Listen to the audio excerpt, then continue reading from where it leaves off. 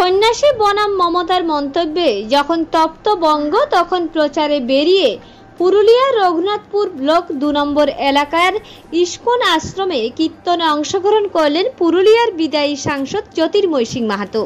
কথা বললেন আশ্রমের সন্ন্যাসীদের সঙ্গে, পাশাপাশি মমতার আক্রমণের পর পাশে থাকার বার্তা দিলেন তিনি। এরপর ভারত সেবাশ্রম সংঘের কার্তিক মহারাজকে আক্রমণ প্রসঙ্গে মমতাকে কটাক্ষ করে সিএনকে জানালেন 30% ভোট ব্যাংক ধরে রাখতে এই ধরনের কথাবার্তা তিনি বলছেন। শুধু তাই নয়, বিশেষ সম্প্রদায়কে খুশি করার জন্য এমন মন্তব্য করেন মমতা বন্দ্যোপাধ্যায়।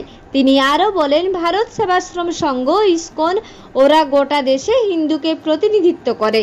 মমতা বন্দ্যোপাধ্যায় তাদের আক্রমণ করে, তাদের অপমান করে, গোটা হিন্দু জাতিকে অপমান করেছে। আর এই ঘটনায় মুখ্যমন্ত্রী মমতা বন্দ্যোপাধ্যায়ের ক্ষমা চাওয়া উচিত।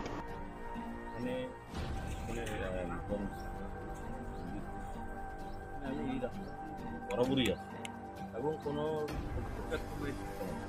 আমি পার হলেই আছি, আমি পার হচ্ছিলাম মারা গেছিলাম।